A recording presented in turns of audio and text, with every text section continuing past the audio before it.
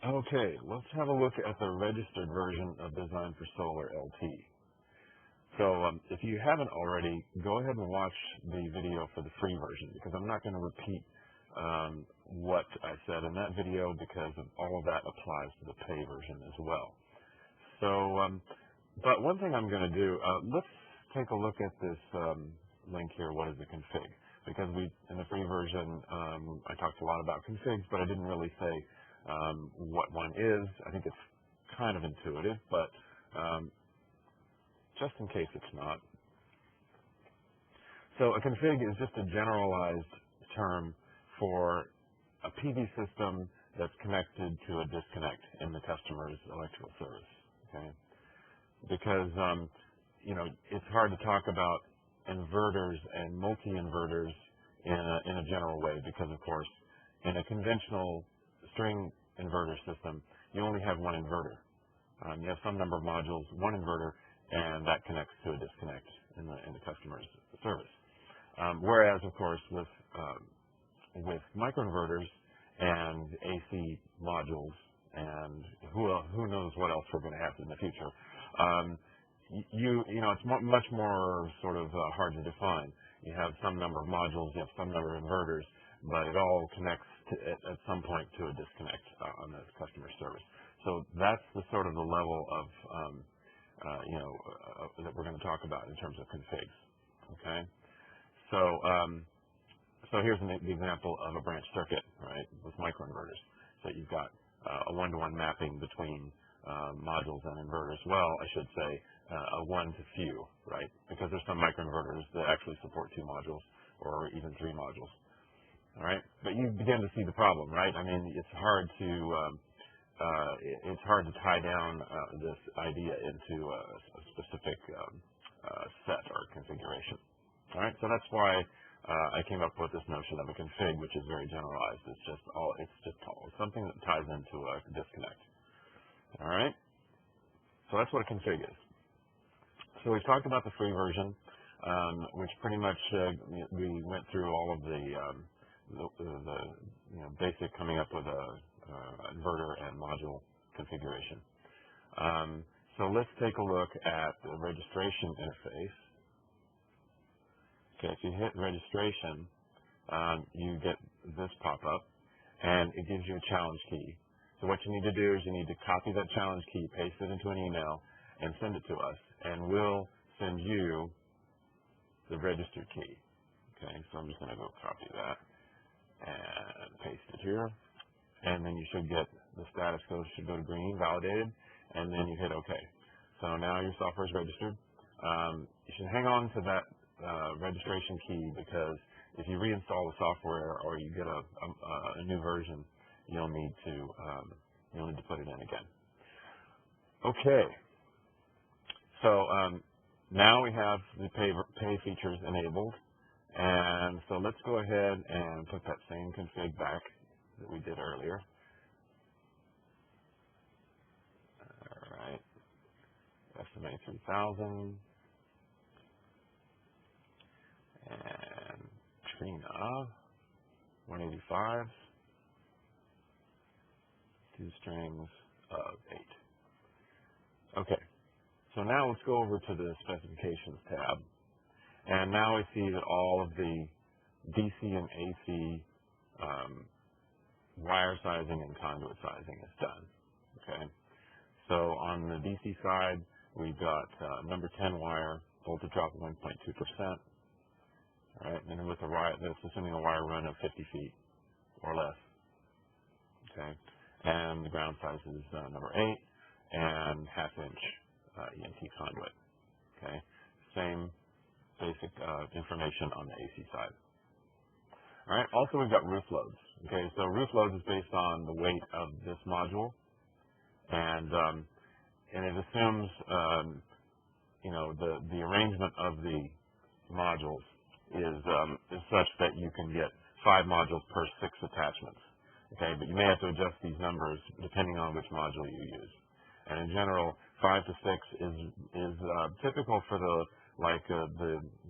72 cell modules like the 185. If you start using the larger modules, then like the Trina 230s, then you may find that you have to go down to 4 modules per 6 attachments. And that's assuming 6-foot spacing, which is true in most jurisdictions, but some require 4-foot. So again, you're going to have to tweak these numbers to get a proper result. Okay, but the default is for 6-foot spacing and 72 cell modules, which are probably still the most common in use, although that may change. So, okay, so that's specifications. Now, let's go back and go ahead and put in another config. So let's do our in-phase config again. There's the 215s, and I think we did Yingli, right? Yingli 230 and 17 modules. Okay. So there's our Yingli config. So let's go back now. Now, we looked at the browser before. You can browse through your configs up here. And then once you go to specifications, then similarly you can browse through your configs and see the wire and conduit calculations. Now notice, of course, for the microinverter configs, you're going to just get NA on the DC side because there is no DC. Okay. And here's the AC calculations. All right. Now, one thing you can see here, you see the roof loads go red for the Yingli because it's a larger module and it's heavier. Okay. And for 6-foot spacing, you'll only typically have 4 modules per 6 attachments. All right. This will come into play in a bit here when we do the generate the equipment blocks and so on. Okay. So there's our two configs, and it looks like everything's happy. We've got all green board. Okay. So let's go ahead and save it. Let's give it a name.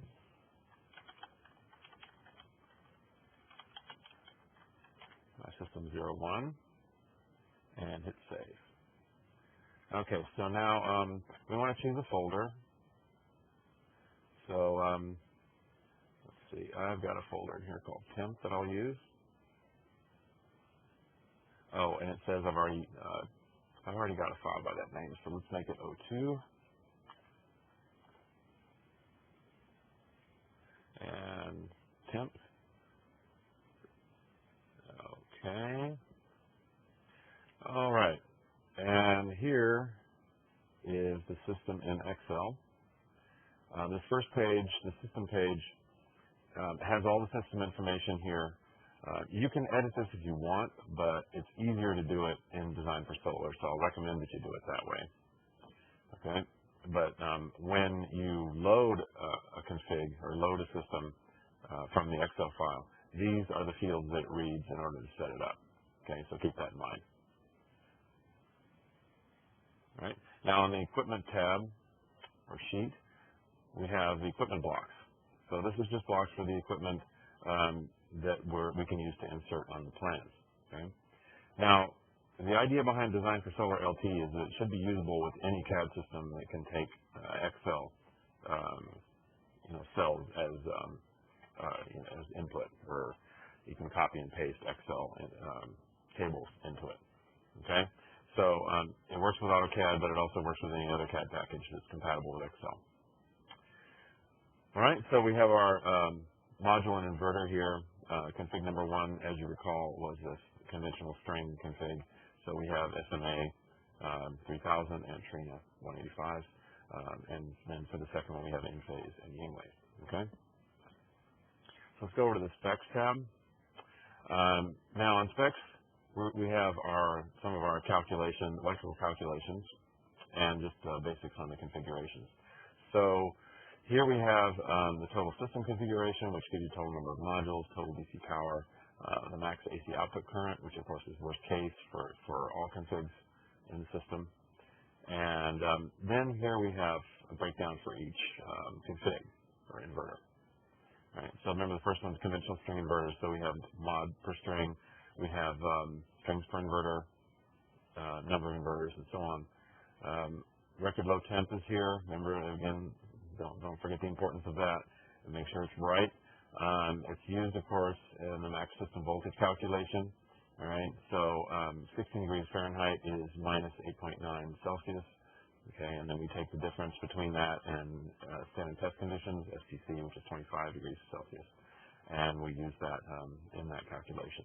All right, so and then so it has both DC and AC specifications.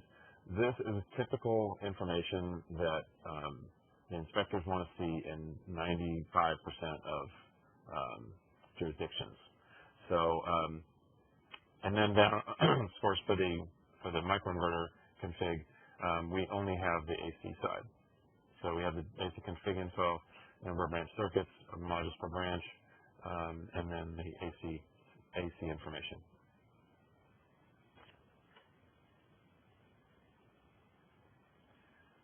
Okay, and finally,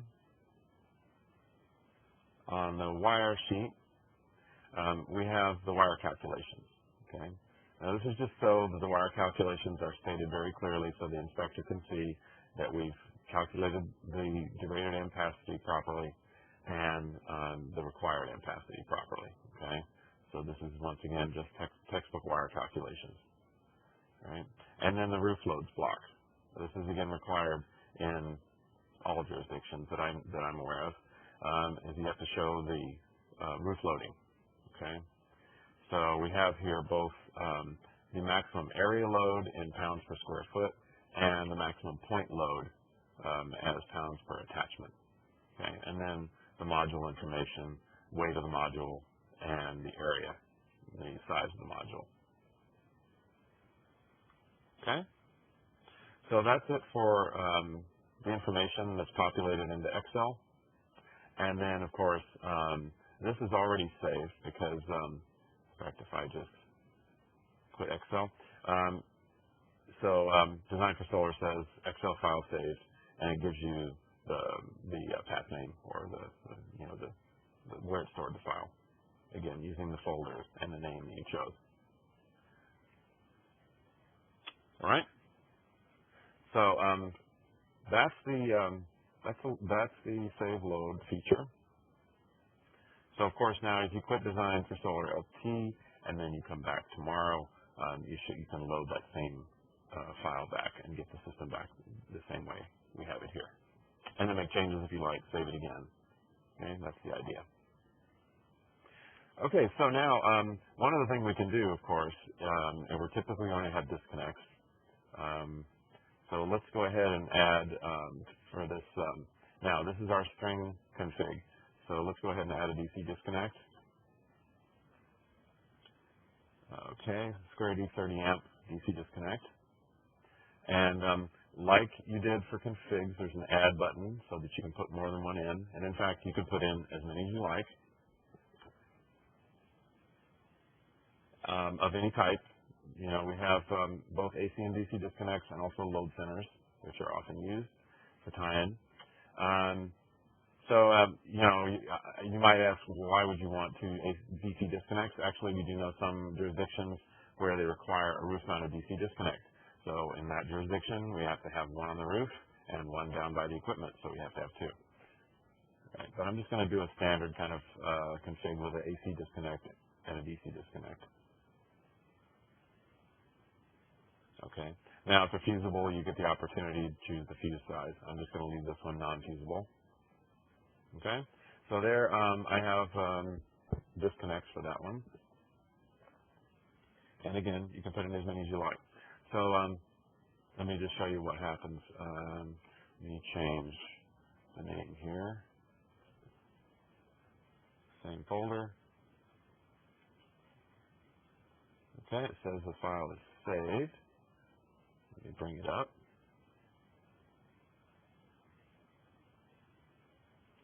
Okay, so now in addition to the module and inverter information, we've also got disconnect information in here, right? And then in the equipment blocks, we have a DC disconnect and an AC disconnect listed in the equipment blocks, okay?